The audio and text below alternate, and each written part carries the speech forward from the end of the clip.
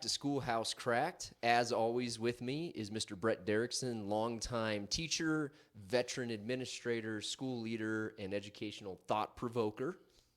And here I am with Dr. Marcus Motor Chandler, my good friend and colleague, and the man who is helping raise up the next generation of guidance counselors and educators, looking into the tough issues with people at the beginnings of their career and sharing with them the things that he's done and the things that we've researched and that we've talked about. So thank you for your expertise and for sharing this moment with me. All right. Appreciate it. Thank you, Brett. So as always, find us on Facebook, subscribe to our YouTube channel, and find us on any of the popular podcast channels where you find your favorite podcasts.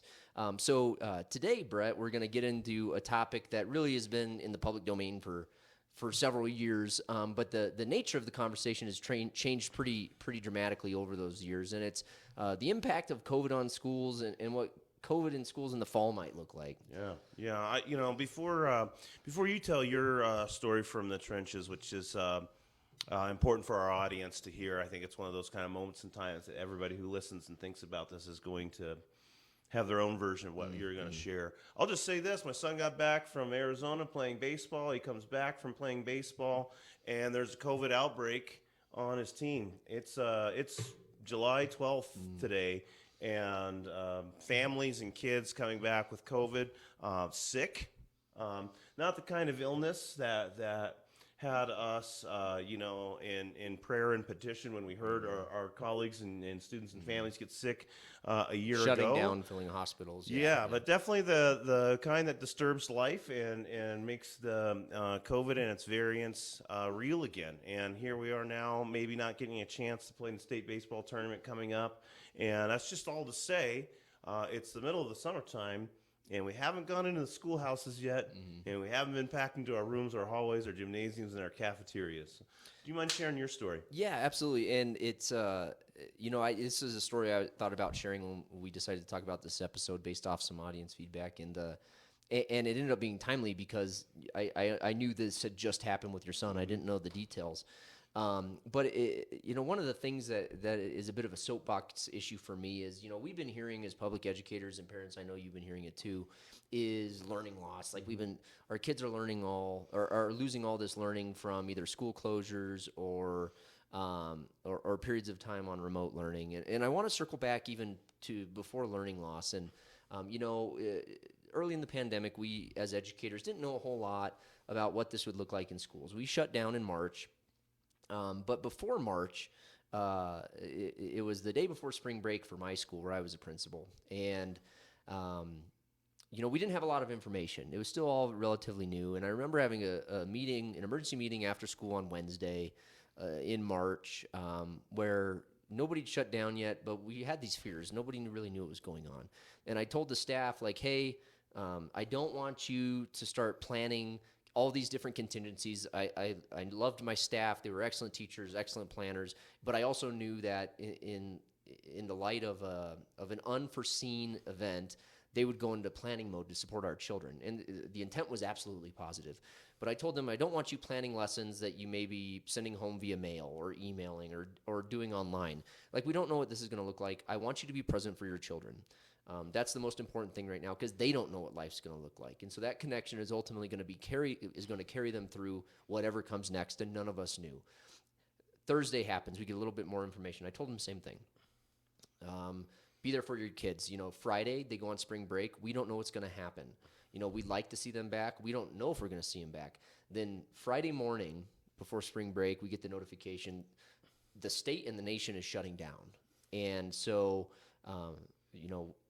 I communicated to the staff, connect with your kids. I really don't care if you get through your math lesson for the day. I don't care if you had a test scheduled. Focus on the kids. And in that moment, knowing that we were closing in the middle of March, I had no idea when I would see my staff again in person, and I had no idea when I would see my students in person. And I tell you, I like to think I'm very in touch with my emotions, but I'm not an outwardly emotive person. And I was in tears in front of my staff. And I will tell you that the connections that staff had with their kids and focusing on rapport and relationships is what carried them through that fourth quarter of just schools closing and doing everything remote. And that goes into a lot of the research we're seeing when we start to talk about learning loss. The other thing I want to say, well, actually, before we get into the actual details of the articles, I know you had kind of a similar experience in a different role, but the human nature and the human impact of essentially suffering a worldwide, a nationwide, a community-wide trauma, whether a micro trauma or macro trauma of the COVID-19 pandemic, is something we're still seeing the outcomes with in children in classrooms, of teachers in their instruction of classrooms. So, Brett, what are you seeing in regard to the ways in which we're supporting kids, we're supporting teachers, and we're really trying to listen to parents' concerns about their students? Yeah, absolutely. You're asking about all the stakeholders in one question, and it really goes back fundamentally to why you and I exist in this podcast. One of the things that you and I have come to know through our different roles, whether it's me in coaching and being a parent and being a terrible student and then a teacher and a leader, or you and your background as a school psychologist or having studied psychology and a school counselor, is that the community leans on schools a lot. Yes, for any number of things. For everything is what it is. I'm going to say that as a fact. I just drove past a school in our community that has a medical center in a low-income area inside the school. Yeah. We have families calling us up and saying, hey, we have software on our computers and our it's been flagging that my students on these sites. What do we do when they're interested in these things? Things that I wouldn't have perceived when I got into education that were ever going to be my business. We have a school social worker, a school psychologist. We have food pantries. We have food, laundry rooms. Yeah. Absolutely. We have a school. We have a school nurse, which is something that we didn't have in secondary schools when I started. But House Cracked is about us looking at the foundations of schools, getting into those tough places, and allowing the audience and ourselves to get into how we're going to fix those foundations, because the school is a cornerstone within our community. When you say that, though, and ask that question to respond to it, COVID put our children and our adults into physical isolation in their homes with the internet and electronics, and into a situation where there was very little way that we couldn't get away from screen addiction. It became essential to the expectation of learning for a limited period of time. Right. So prior to COVID, it wasn't essential to 8 hours of your learning day. Now you had to be on it. And then our students aren't able to get out and play sports, be part of their activities, or discouraged even from going to their church youth group or the park or whatever it is. So now where do we go? Back onto the screen, where we're allowing the media to have, and whatever you define as media, but media having an impact on our brains, how we think, what we value, so on and so forth. The short answer to the question is we're seeing some strange behaviors. Yep. I would argue in adults and children. Yeah. And this isn't a judgmental statement, because I've seen some strange behaviors in myself. And just in our previous episode where we talked about where the cell phones should be in the classrooms, we did discuss how on my administrative team, if we're going to take a hard stance on kids not accessing their cell phones in the classroom, then we're going to have to tell adults that they can't be on their cell phones in the classroom. I can't tell you how many staff meetings I've led as an administrator where I look across the sea of faces and there's one or two people looking at their phone, and more often than not, it's the same person who harps on kids about using their phones. Yeah. And so there's a level of irony there that I can appreciate, but also I've been guilty of myself. No, but to circle around to it, there were things that we saw this year as we brought kids back into the for a 100% in-person school year for 21-22, where students were either scared of social interaction or hyper in their social interaction. A sexuality component. Let's just get to one the audience will be familiar with: the TikTok challenges and the destruction of bathrooms nationwide. I've erased that from my memory already because it was so problematic. No, and in the final quarter of this school year, and I know this happened across the country too, TikTok challenges and different things where kids were videotaping themselves in physical altercations, which we equated to fight clubs. There's a whole host of things where our students coming out of the pandemic and our adults coming out of the pandemic not knowing how to fulfill themselves socially, emotionally, and in connection with others. Well, and so that's a great segue, Brett, into kind of another thing that we've been seeing in media and hearing in our communities and in our schools, and even by some school leaders, is that kids are behind. And that's something that we've been hearing now for almost since the start of the pandemic, is kids are going to be behind. And, I was reading a recent article, and it was talking really about that. What metrics do we have to truly prove that kids are behind as far as academics goes? The nature of academic assessment in our world, it fluctuates. Every year we don't see increased scores on an assessment with a demographic or within a school. You'll have years where you're up and years where you're down, and we're citing nationally. We're citing some of these studies that saying our kids are behind, 1.5 years in reading or 2.5 years in math, what have you. But at the same time, I know in our home state, middle of the pandemic, in the second year of the pandemic, our state SAT scores actually went up. Yeah. And so I academic, but deal with the outcomes of behavior. That really what I'm seeing students are behind on is social, emotional, and behavioral development that is impacting their academics. Yeah. And how what I've been hearing from some school leaders recently is that we need to throw more curriculum at them. We need to throw more formative assessments at them. We need to throw more learning opportunities or extend the school day. And in that conversation, my question is always, well, that's fine, but then what are we doing to extend their learning socially, emotionally, and behaviorally? Right. First of all, just for the audience, learning loss, if you're not familiar with it, is an umbrella term. It's not an official definition. If you look it up in any way, shape, or form, there's not common agreement. No, yeah. And there's academic articles written on it, anything on media, so on and so forth. Essentially, it means that COVID separated the student from the regular learning environment long enough that it's anticipated that they didn't learn the curriculum or the skills that were anticipated during that time period. We started using the word learning loss before we ever had even enough time to define it or to have assessed if it was even possible at that time. So learning loss is something a term I engage in with other educators. It's not a term that I necessarily believe in.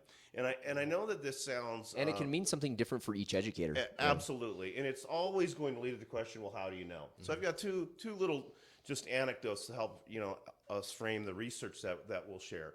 One is that I used to think when I was a soccer coach that there was generational learning loss. I used a whole different term. They didn't watch as much soccer, and they actually didn't... The players weren't playing as much pickup. This is not the onset of like Tecmo Bowl. Back in the alley, yeah. Yeah, and what they were doing is they got involved in club, and then the club had really had a huge benefit.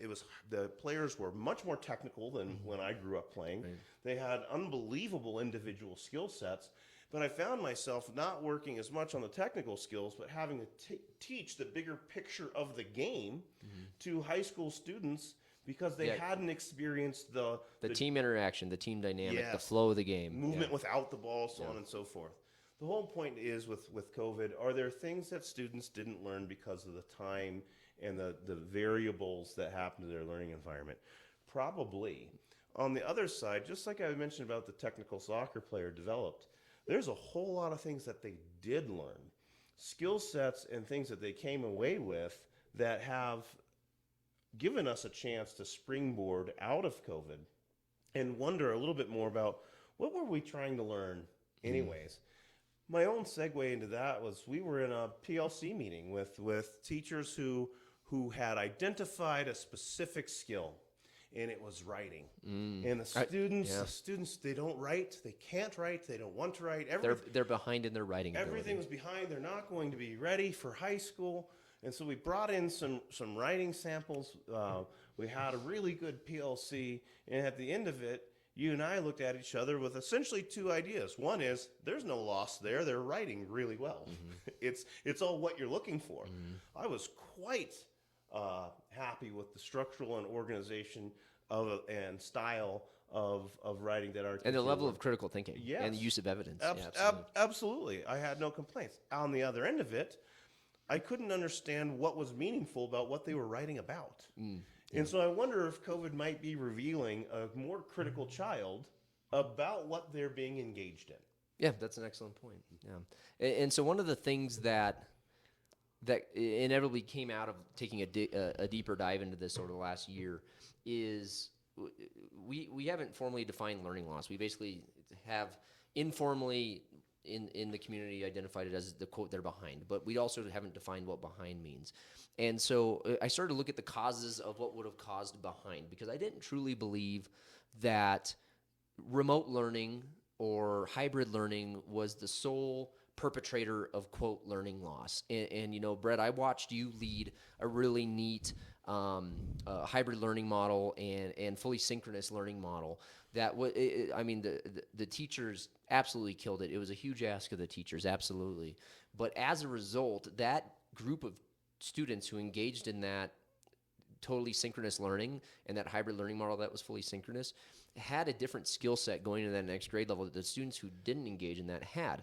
And so so your work actually kind of informed my thinking that, you know, the fact they were on Zoom can't be the sole reason that we feel this sense of learning loss. And so one of the things that drew me to, just as somebody who's constantly looking at statistics and numbers, enrollment, assessment data, is just overall enrollment. And again, this started anecdotally because I know we've both had students over the last couple of years because of COVID that just simply disenrolled, and we don't know where they went. Yeah. And that's a nationwide trend. And that could be for a variety of reasons. COVID happened, lost a job, we're going to go live with grandma in Texas. Or I'm concerned about my students' exposure to COVID in the school, and I'm going to homeschool them. Or vice versa, I think the school's reaction to COVID is over the top, and I don't want my student to maybe wear a mask, so I'm going to homeschool them, or we're going to go to a charter school, or we're going to go to an online school in another state. And so that has impacted enrollment numbers. And so just here in our home state, so for example, here in our home state of Colorado, at the height of the pandemic, from one school year to another, from the first pandemic year to the second pandemic year, our active student enrollment in Colorado dropped by almost 1.2 million students. Jeez. Just here. Oh, I'm sorry. I apologize. That's the national statistic. Nationally, during that pandemic year, we lost 1.2 million students nationally in our school enrollment. Yeah. And so that's children who exist, had existed in schools prior, who aren't in a school. Like, we can't find them. Mm-hmm. And so whether that's homeschool or they moved or they're just not actively enrolled in a school. So nationally, between those 2 years of 2019 to 2020, 2020 to 21, nationally we lost 1.4 million in our active enrollment. Obviously, that's not all the numbers, right? We know in public education the number is always greater than what's published because of things you can't control in the data set. In Colorado, we saw a similar decline. And by 2026, they're projecting a loss of around 40,000 students as a combination of the Department of Education and what the Denver Post is reporting. And so that's students that we've lost in the tens of thousands during the pandemic in a state that is not as populous as other states. So that tells me that one of the things that I'm concerned about with learning loss is not because the kid was on Zoom for a year. My concern is that the kid wasn't physically in any school. Yeah. And then that leads me into kind of the next thing that I think is highly important, and I already mentioned regarding social emotional learning and helping kids learn those skills that they weren't socialized to when they were physically in school, is if they're not physically in school, obviously they're going to be assessing at a lower level. Obviously their understanding of content is going to be at a lower level. So if we look at them strictly as a data point on a test, there's going to be, quote, learning loss. Well, what's informing that learning loss? I would argue, again, it's that social-emotional component and socialization and behavior skill development. And one of the things that always stands out to me is that we focus on academics or curriculum implementation, and there's some, we've talked about it, a guaranteed and viable curriculum is very, very important. But what trumps that is simple things. There was a study that came out of student behavior organization, where students who were greeted at the door of their classroom scored at 20% higher on academic achievement scores simply from that one intervention. Obviously, there's some other variables there, but what are we teaching kids when we greet them at the door? What are we teaching kids in those moments where we're not talking about slope formula? Yeah, and this all has been great. Because I'm an assistant principal, so this assumption of learning loss, has led to legislation and federal and state money that we have not seen before. Yeah. It has been wonderful. We have been able to add, and not strictly for curriculum. That's true. We have been able to add people whose position it is to be experts on child development, child behavior in our schools. We've been able to add people whose expertise. You were our curriculum and instructional coach last year. That was a position that had returned with what we refer to as COVID money. The point is that there was learning loss before COVID. Yeah. There were major concerns about whether or not we were producing students out of our schools that were career and college ready out of K-12 in general. The charter school movement and homeschool opportunities and alternative schools and magnet programs within schools, all of these at least say, hey, there's something we're worried about within our children's public education that was different than our public education. Yeah. And there's a misuse of data, a misunderstanding of data, a huge misunderstanding of what is assessed and how it's assessed. But I have to tell you, hey, thank you, learning loss, at least for 2 or 3 years of good old-fashioned pumping money into our schools. We can focus on the whole child now. Right, yeah. and helping us address things that we knew we were challenged by, where the schoolhouse was cracked before. Yeah. Overall, I think,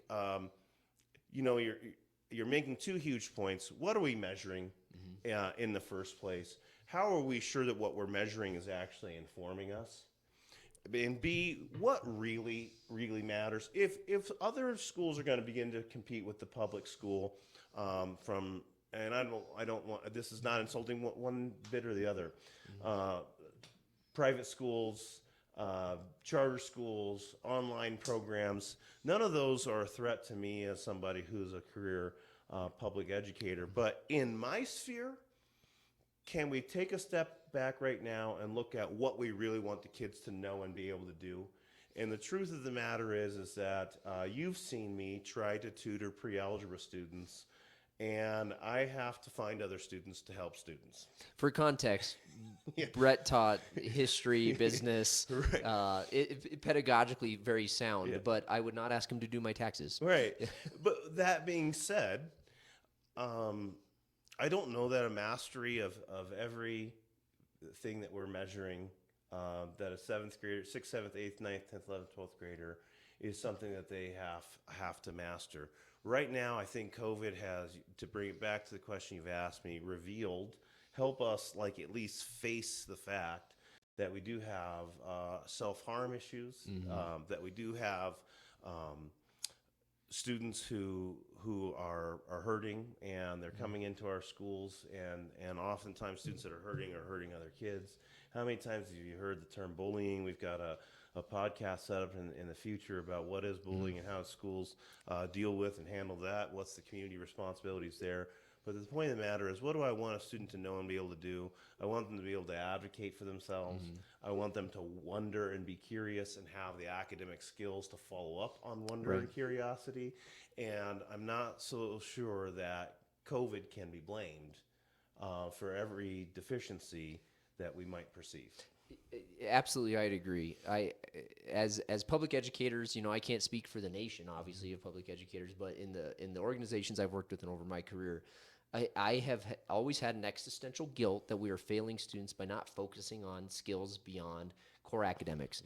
And so that's where I see, as somebody with a mental health background, COVID as a blessing in disguise, is it has helped us prioritize emotional well-being and the skills we help students build at a young age that allow them to do that. And I've said from personal observation, I think this is going to be the most resilient generation in adulthood we've seen in many years, far more resilient than our generations. Yeah, and that's I think that leads me to my tale from the trenches. So folks, what does that mean to you? Students, what does that mean to you? What that means is know and understand what you're learning, and know what you really care about and what you value. If you're a student, if you're just checking grades, Ask those deeper questions about, well, why do you have a C? Maybe the curriculum's really tough.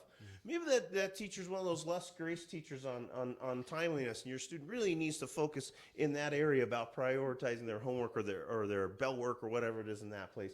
Find out what it is that really matters in their learning and really help them find value in the parts of their school and their education that they love, and make sure that the school is able to nurture and support those things, and that you're helping them find those passions in learning. So, I'm sorry, before you get into your tale from the trench, the thing I want to add to that, and I know it's something that you're very passionate about and something we have in common, is that when you're asking those questions about the schoolwork or the assessment, and teachers, when you're creating these opportunities, it's something I've always asked myself, like, what am I actually assessing? So when I assign like a group project, for example, am I assessing their ability to understand the content, put it into something presentable, and then demonstrate critical thinking towards application towards something else? Or am I assessing their ability to work collaboratively, to organize, to communicate effectively? And ultimately, if they don't have those foundational skills, I'm never going to get to my ability to accurately assess their content knowledge, application, and critical thinking. Yeah. And so that's something we both have been very passionate about, is starting with those more foundational skill sets that are not tied to the curriculum, or not tied to the content, and something parents that you can definitely help with at home. We talk about time management and organization. That's a skill set that has application across all content areas. Or how to ask a tough question of a peer. Yeah, absolutely. Raise your hands out there. Go ahead, everybody. If your child or you have come home and be like, I got a terrible grade because my group sucks. Yeah, absolutely. Yeah. Right? And I mean, how some of us will email a teacher or call the teacher or say, you got to go talk to the teacher. Yeah. Well, how many of us have really, at schools or at home, have really worked on the tough conversation? We talked about teachers being able to have tough conversations with their community. Well, it all begins when you're in 7th grade. How do you address a peer who might be letting the group do everything and not do their role? And like we talked about in last episode, that's a skill you learn over time through practice. And so if you can begin to practice that skill as a 7th grader, 8th grader, 9th grader, 10th grader, imagine your ability to have tough conversations and address conflict as an adult in a meaningful way. So I know that was a sidetrack, but it was just an opportunity to talk about something that I think is just foundational to, we jump straight to learning loss as an academic deficit, but I still will argue that deficit starts with foundational skills that are non-academic. Yeah, and my little tale from the trenches is just twofold. It's two tales. The first one is when we came back to school in hybrid form or without kids, and we all spent that year where students were out 6 weeks or maybe an entire year. It was an unbelievably stressful time. At the other end of it, 100% of my staff increased their technology skills and their communication skills and their planning skills by 200 to 400%. So we finally got over the technology hump. Yeah, we did. We had to. Like you've heard me say, the only reason why people change is because they're inspired or they have a problem. We have a real problem. We had to go to synchronous learning or asynchronous learning or blended learning, and adults and kids did learn new skills that are often used in what we call industry, that we don't use often in school, and everybody got a crash course in adaptability, flexibility, technology, communication. There was a lot of growth for your teachers. Absolutely. And I'm sure you all have noticed that. Our teachers are more organized. Their curriculum is posted. Their activities are visible. Classrooms are flipped. Not all places and all the time, but it is so much more accessible to know what your child is being asked to learn and how they're being assessed than it was before. And teachers all across this country there's just not enough bonus pay or pats on the back other than just to say, hey, you stepped up for your country in this country for sure, and did great things for kids in a really tough time, and taught your kids something awesome about the human spirit of the adult. My last tale from the trenches is I got sick, as you know, at the end of this school year with an unexpected illness, and was gone. Non-COVID. Non-COVID related, and gone for several weeks. And I came back to school with hundreds upon hundreds of handwritten notes and just well wishes from kids and adults. And sometimes we get bogged down in the fear of our neighbor and the fear of our society and what's going wrong with schools. that we might have forgotten, folks, that there's a whole lot of human spirit out there. There's a whole lot of kids living healthy lives with empathy, caring about others, dealing with tough circumstances in their lives, and still carrying on with a joyful disposition. So, hey, COVID and learning loss, I'm not so sure. We always have challenges that we need to meet, but I do have to say that there are real signs that that the nation, the United States, the global sector, that people really know how to still kind of carry their heads and then carry a tough load. I would say, and I think I'd be speaking for both of us, is I'm more hopeful than not. Yeah. Like, I think it's easy to be negative coming out of all this and really look for what's going wrong. I'm more hopeful. I think priorities have shifted in a positive way, as told in your story. And I think we're starting to prioritize the right things in the right balance between growing great young human beings and teaching them high quality material. Absolutely. And so I think we're finally finding some balance. Yeah. Yeah. It's a crack, and it's the foundation is solid. We're moving forward. Yeah, absolutely. So as always, thank you for tuning in to Schoolhouse Cracked. I am with Mr. Brett Derickson. And my good friend, Dr. Marcus Motor Chandler. So be sure to like us on Facebook, subscribe to our channel on YouTube, find us on all those popular podcast channels that you find your favorite podcasts on, and be sure to tune in to our next episode. We are really getting into the heart of a new school year, and we're going to have a back-to-school episode. Yeah, please challenge our ideas. Get out there, share your thoughts, your experiences, your tales from the trenches. Our goal for the future of this podcast is to be able to leave our tales from the trenches behind and acknowledge families and kids and teachers out there who are listening, who are sharing with us. So please take some time and respond to anything that you need us to discuss. Thoughts, comments, parents, students, teachers, send them to schoolhousecracked@gmail.com. Thank you for tuning in. Have a wonderful day.